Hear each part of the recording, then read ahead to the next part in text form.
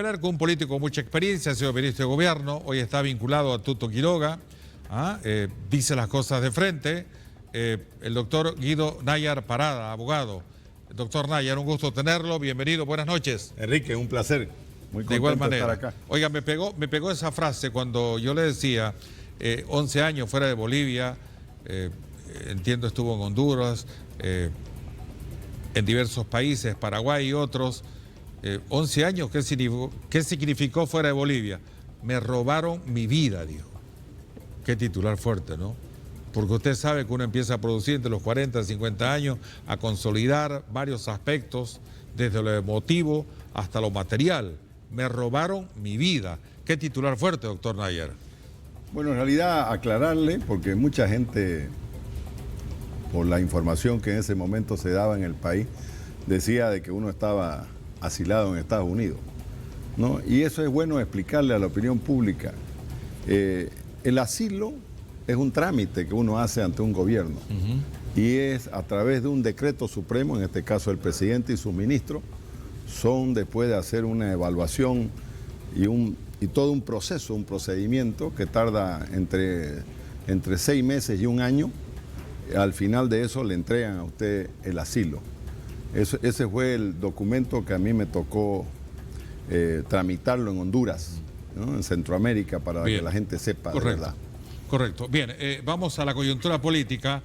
El doctor Guido Nayar está vinculado a Tuto Quiroga, que en estos días va a cumplir años, entiendo, va a estar de onomástico Tuto Quiroga. A ver,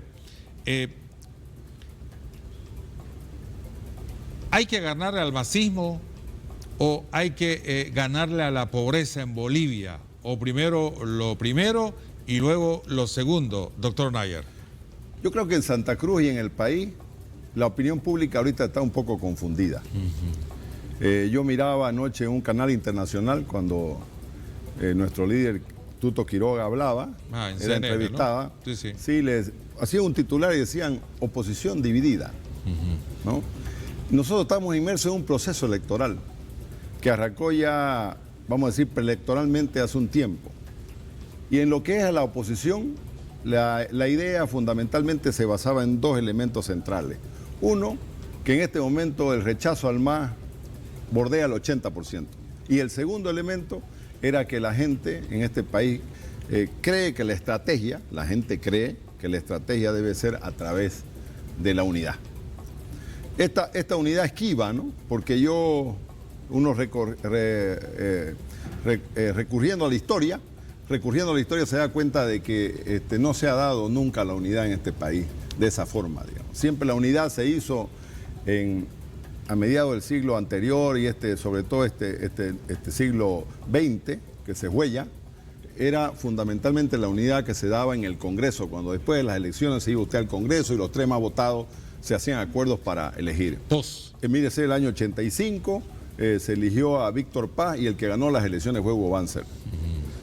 Véase las elecciones del 93, si no me equivoco, que en realidad el que ganó las elecciones fue Goni y el presidente fue Jaime Paz, que fue el tercero por los votos de Banzer. Así sucesivamente. O sea, entonces, fue post-elección. Siempre ha sido post. Entonces acá se hizo una mesa, se trabajó, se hizo toda esta cosa, se intentó.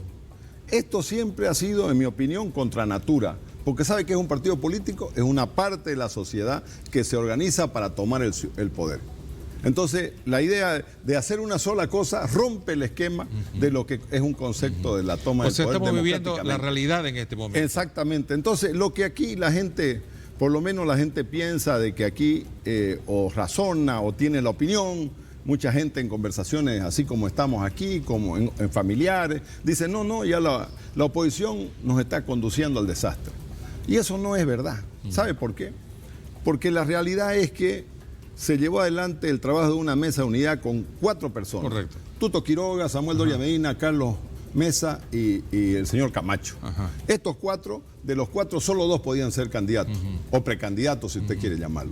Porque Carlos Mesa había renunciado y Camacho está preso en la cárcel de Chanchocorro. Eso lo sabemos. Solo quedaban 2.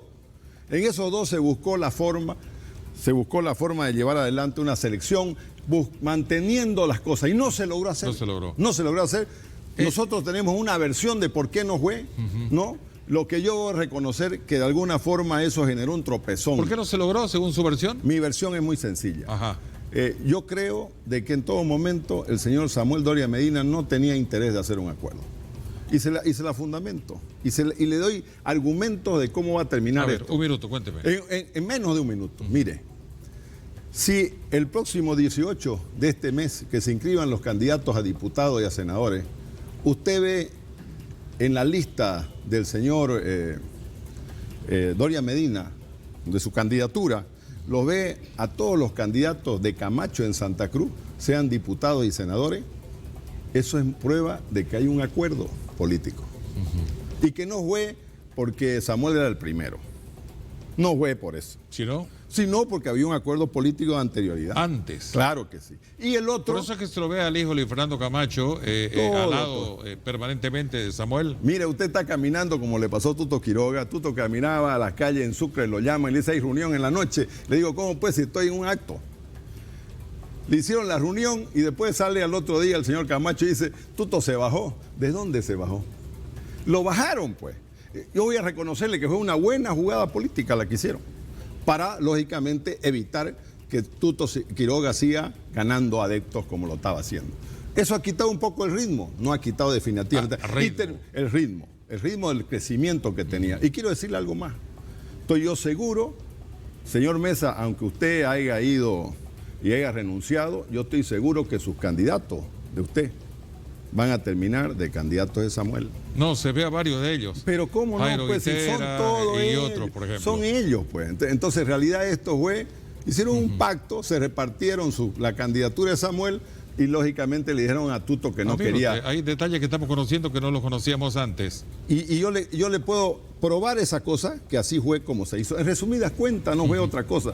Ahora, yo le podría decir con toda claridad a la gente que eso no ha entorpecido, ha confundido un poco, pero ha entorpecido el ritmo de crecimiento. Hemos perdido ritmo, dice Sí, usted. hemos perdido ritmo. Y hoy la apuesta es la apuesta de la que de alguna forma debíamos llevar adelante y que no se hizo la otra vez. Bien, usted ha hecho una explicación de los últimos tiempos de la historia de la política que ha venido llevando nuestro país en los últimos decenios.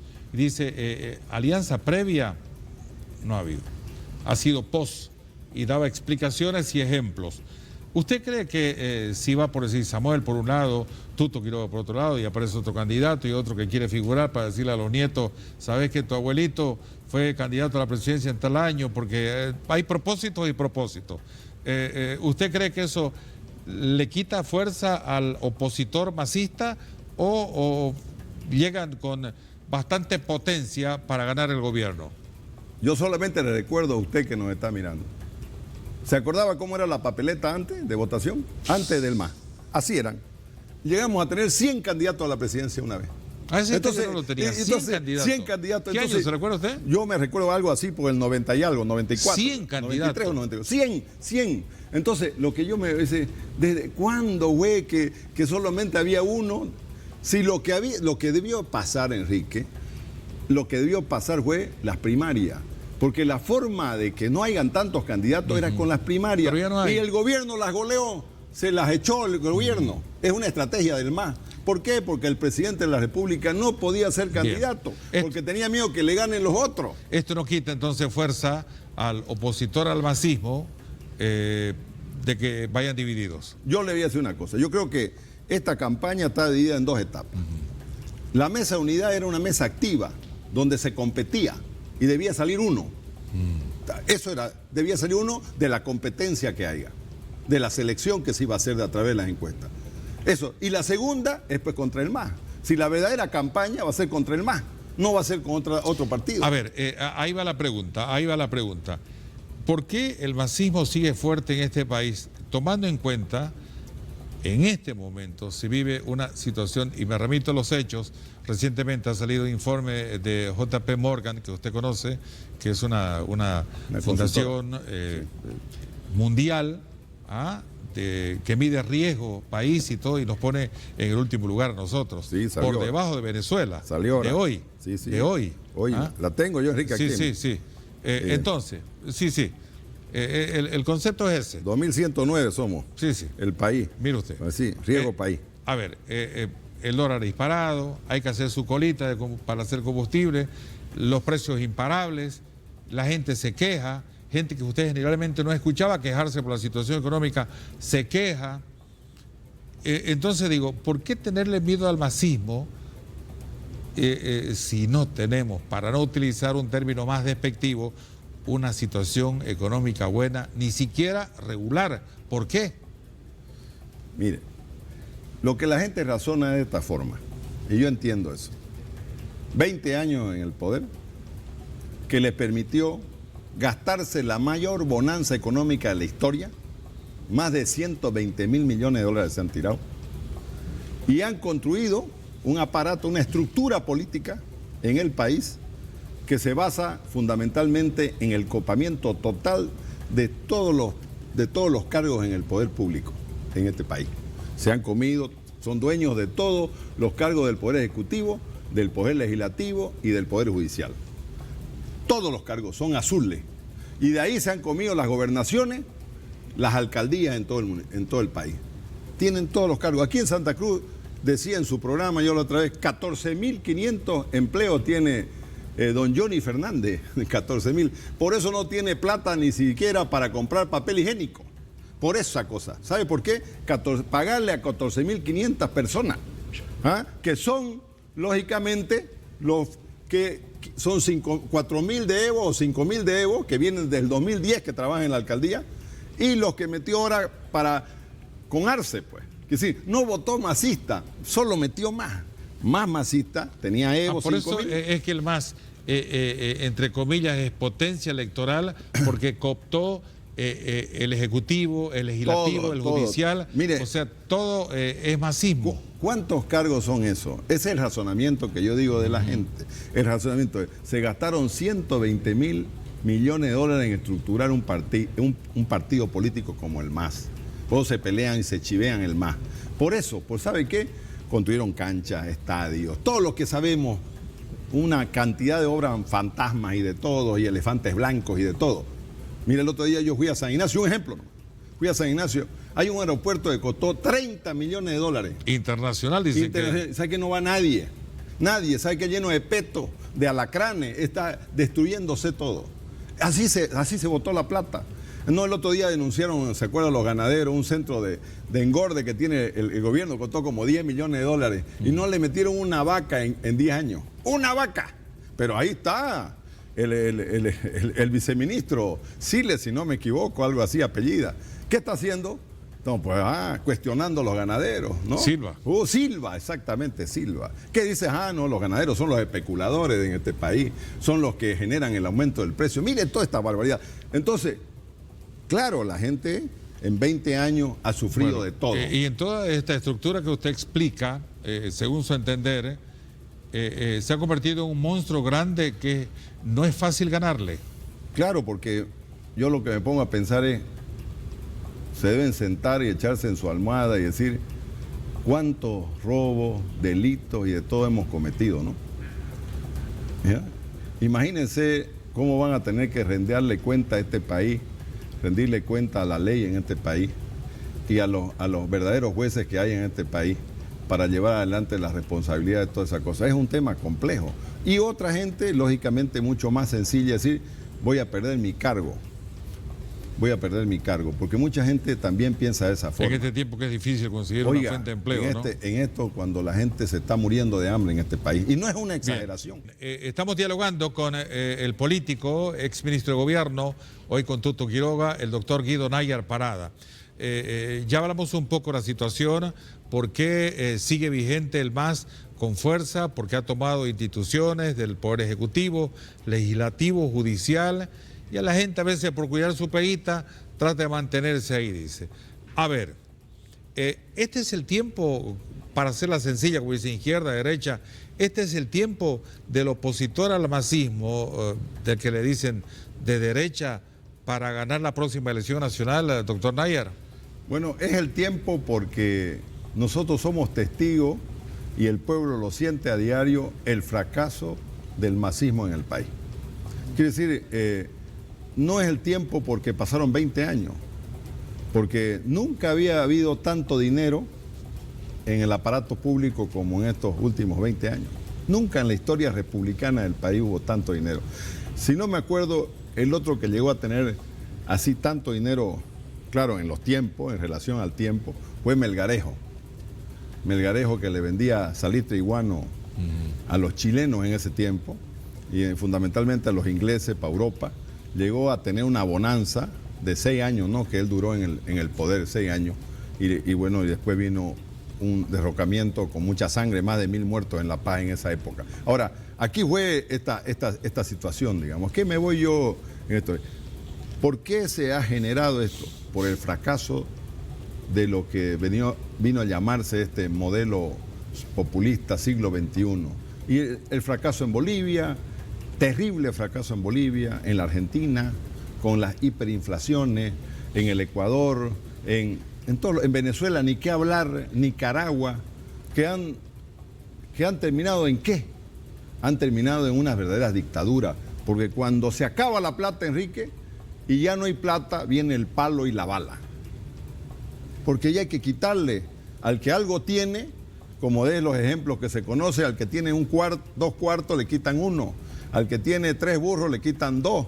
Así funciona la cosa. Esa es la realidad en qué terminan estos gobiernos y estos dictadores como Maduro, como Ortega en Nicaragua, Maduro en Venezuela. Esto es lo que se viene. Este es el tiempo entonces del opositor. Es por eso. ¿Es el mejor tiempo? ¿Es el mejor tiempo? Bueno, me gustaría decir otra palabra porque no podemos decir el mejor, porque realmente lo que sufre la gente en este momento, el hambre que pasa, la angustia que vive la gente, es muy duro. Entonces, esa situación, que no se puede cambiar con ese argumento que alguna gente todavía hace cuando dicen, ¿sabe qué? Si volviera Evo, volverían los dólares. Se los gastó, se los robaron, se lo dilapidaron, lo derrocharon, se acabó esa cosa. Eso no va a volver nunca más. Pero para ser justos, se tuvo una gran oportunidad despuésito del coronavirus, cuando arrancó con el gobierno de Yanine Áñez, para marcar diferencia, de hacer lo que hoy estamos criticando, de hacer lo mejor y una serie de reformas. Y más bien fue para peor, que le dio pie para que gane el gobierno que lidera el presidente Arce. ¿Sabe qué, Enrique? El mandato de Yanine era que hayan elecciones, no era nada más.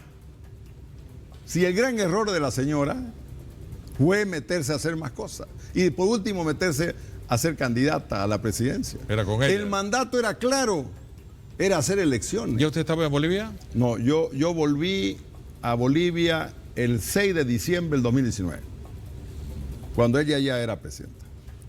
Yo volví. Pero fue una gran oportunidad, ¿no? Sí, claro que sí. Una gran oportunidad para llevar adelante una elección y terminar todo esto. Para mí era así. Pero yo le voy a decir una cosa, Enrique, porque hay mucha gente que a veces escribe. Usted es una persona que tiene experiencia, que ha estado en los medios, que ha tenido una preponderancia importante en todo esto. Yo me acuerdo muy bien cuando usted estaba en otro medio y hacía un programa que ahorita lo continúan haciendo, digamos, de su legado que usted dejó ahí. Me acuerdo que ahí discutíamos, porque hay gente que dice, no, y vos fuiste opositor al MAS, ¿y qué hiciste vos por el MAS, contra el MAS? Oiga, habemos personas que hace 20 años que luchamos contra el MAS. 20 años. Porque yo me fui afuera, pero jamás dejé de luchar. Y no me fui afuera, ¿sabe por qué? Me fui huyendo. No me fui huyendo. A mí no me dejaron volver del Paraguay. Lo que pasa es que yo no me quejo. Yo no soy de los que me quejo, ni me victimizo. No me hago el macho en esas cosas. Porque al final al que se mete en la política tiene que saber a qué se mete y qué le puede pasar. Y me pasó eso. Y mi familia sufrió por esas cosas. Y yo le pido a mi madre perdón porque mañana está de cumpleaños y cumple 83 años. Envíele un saludo. Y le mando un saludo a mi madre, querida madre. ¿Cómo se llama la señora? Se llama Judith. Judy Parada. Envíele un mensaje, por favor. Y ¿sabe qué, Enrique?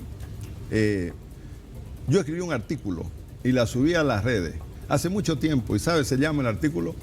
Le escribí a mi madre y decía, ¿por qué no me enseñaste a vivir sin vos. Así se llamaba el artículo que le escribí. Está en las redes, usted lo pone mi nombre y lo va a pillar en Google el artículo. ¿Sabe por qué escribí esas cosas? No, porque muchas veces uno no habla de estos temas. Pero en realidad lo que vivió mi madre vivió la persecución de mi abuelo. La persecución que en ese tiempo hacía el MNR contra los opositores. Estoy hablando por allá, por los años 58. Y después terminó sufriendo la persecución de su hijo mayor. ¿Ah? Entonces, son cosas de ese tipo, digamos. Pero entonces, usted y a veces algunos jóvenes, que yo creo que hay que contarle a los jóvenes, no por subestimarlos, nada, porque yo siempre repito una frase que a mí me gusta, que no es: pueblo que no conoce historia está condenado a repetirlo. Y nosotros tuvimos en su momento enfrentado a un gobierno, terminamos otorgándole, los bolivianos le otorgaron a Evo Morales ese poder que podía cambiar la Constitución y podía cambiar y hacer la ley que le dio la gana. Ese era. Entonces, ¿por qué termino diciendo esto en esta intervención? ¿Por qué? Este es el tiempo que para mí, este es un tiempo que Dios le ha dado a Bolivia para recuperar su libertad y su democracia. Bueno, para cerrar, salvando excepciones, todos tenemos coparticipación de lo que está pasando en el país. De alguna forma sí. De alguna forma sí. Caritas vemos, intenciones no sabemos, de allá, del occidente y de acá de nosotros los camacruceños. Siempre. Hay esas cosas. Y creo que en muchos momentos se han dicho.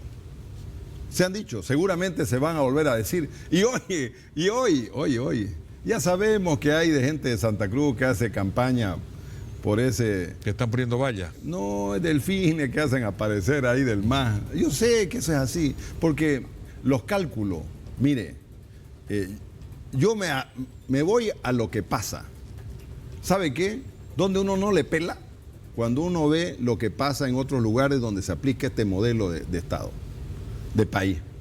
Váyase a Venezuela, váyase a Nicaragua. JP Morgan, váyase. Usted lo tenía, JP Morgan, una fundación, una corporación de la parte económica, financiera, que mide riesgo, especialmente del sistema de intermediación financiera, el sistema bancario, nos ha puesto incluso como riesgo por debajo de Venezuela. Un gusto tenerlo, doctor. El gusto es mío. Muchas gracias, Enrique. Y saludos para la señora Judith. Gracias, muy gentil, muy amable. Bien, que ya lo tiene a su hijo acá. Así. Bien, voy con usted,